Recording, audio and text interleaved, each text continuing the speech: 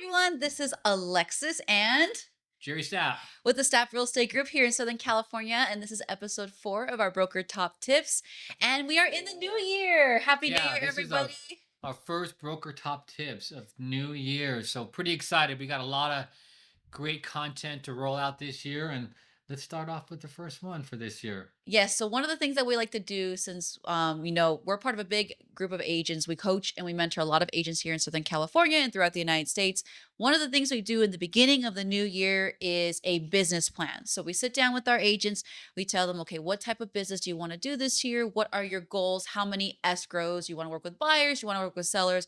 We go micro detail into their business plan so they know what they need to do every single day to achieve their goals. So one of the first things we're going to focus on just in this video, this episode, is your follow-up, which we are always continually talking about. Whether Follow up, follow up with our clients. We don't want to just sit there and just assume that people who we know or people that we met will use us as a real estate agent, because you never know what other real estate agent is going to come up and offer them a better deal or talk to them, or you never know what's gonna persuade them to use them as an agent. So you always want to make sure you're top of mind whenever you have a client. And so one of the big things is follow up. So we have a lot of different steps of follow up and how we do that, but I'll pass it on to my dad. I know we usually have, like, I think you said the 7 steps of managing your contacts and leads, but what would be like the first thing you would do with a Well, new client or an old client? well, I mean, the first step is to manage them, right? Mhm. If you don't have them in your CRM, and it means you're not managing them, right?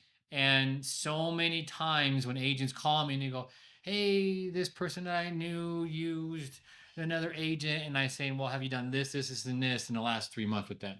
And they're, "Oh, well, no." I go, "Well, then they're not really going to be your client then, right?" So there's a very detailed system on how you manage your contacts and your leads, and it starts off with having a CRM. Now we get asked, like, what's the best CRM out there? And I'm like, and any coach will tell you, whatever, which one you're going to use, right? And it for those of you who don't know what a CRM is, it stands for Relationship Manager. It's basically some sort of online technology where you can upload all of your contacts in there. And as you're meeting new contacts or you're kind of going through your old contacts, you put them in there. They get put on these drip campaigns that get sent automatic emails, text messages based on what type of client they are, seller, buyer.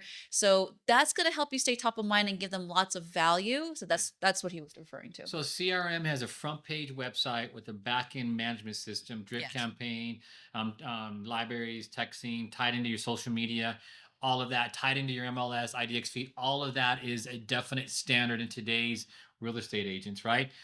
So here are some questions. Just I want you to contemplate these questions. So, do you want your clients in Zillow and Redfin, which great sites, right? Or would you rather have them in your site? And every agent says, I want them on my side. I don't "Oh, they're want in them my looking at site," Zillow. right? And then also, having the ability to go into your system, find your listing, and post it into social media is also a very big must. So here's a question that I also ask. So, and if you're watching this and you're on social, go ahead and answer this question in the chat, right? And by the way, make sure you subscribe also.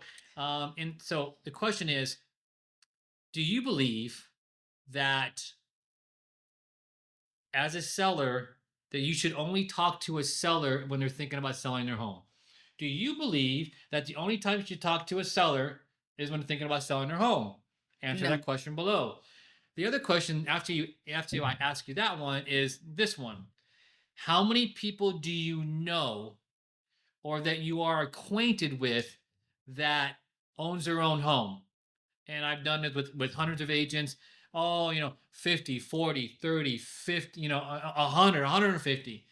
And I said, okay, well, when the last time you had a conversation with them? And it goes crickets, right? And so if you were to take those people that put them in your CRM, spend the time to set up a management system, meet with them, talk to them about what a fantastic marketing agent you are, what's that going to do to your business, Yes. right?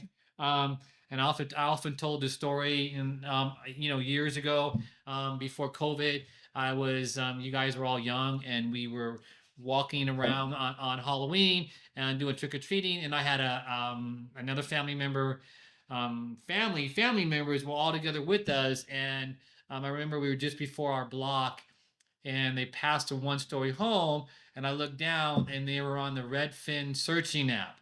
And this is a really close friend of mine, and I'm saying, "Hey, what are you doing in that Redfin searching app?" He goes, "Oh, I just sold my two-story, and I'm downsizing to a one-story." And I'm like, "Oh, Yes, that right, hurts. yeah, it hurts." So I'm not gonna let that happen again, only if I'm managing them. If I'm managing them in my CRM and I'm doing all the follow up, then the question is very easy. Hey, that friend of mine must have another friend that's an agent. And so when you manage it, you're going to be able to get from your sphere of influence at least 10% every single year is the average, right? And so if you have 200 people that own their own home, if you set up a system to manage those people and all your other contacts, you're going to get at least 10% a year. So Yes. if you're interested in knowing a detailed way to manage your sphere of influence and to follow up with that, reach out to us. We'd be happy to schedule some time with you and go over how you can help you manage those, turn those into more escrows this year. Right? Definitely. And one of the things, if you're kind of wondering, oh,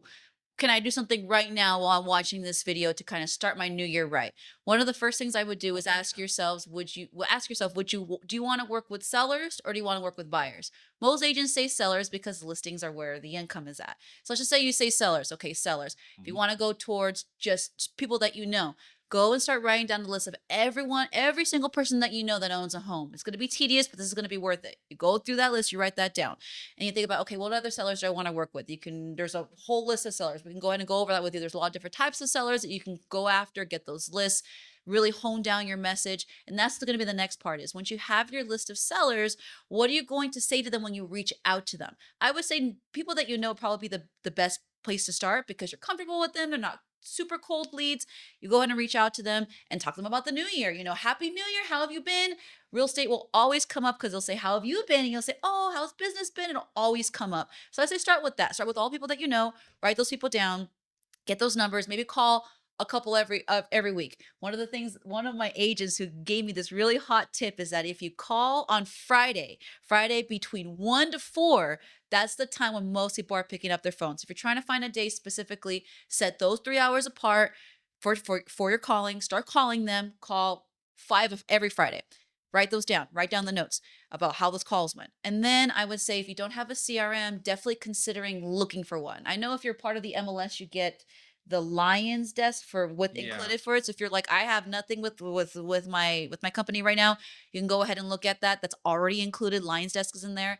The one that we use is called KV Core. That one is Bam. absolutely amazing. So if you're Right. interested in how you can get that, reach out to us as well. So you got your contacts, you're putting in the KV Core, and they're being marinated in there for the rest of the year, and it'll set you reminders on when to call them. So that's where you should definitely start. And so like my dad said, if you're trying to figure out what kind of goals you want to set for this year, reach out to us. We'll sit down and we'll help you reach those goals. 7 steps to managing your contacts and leads. Reach out to us. We'll go over those 7 steps, and we'll be able to make sure that people that you're not managing them, right? Make sure Yeah, you manage them, people that you know, so that way you have a better chance of grasping them as a client.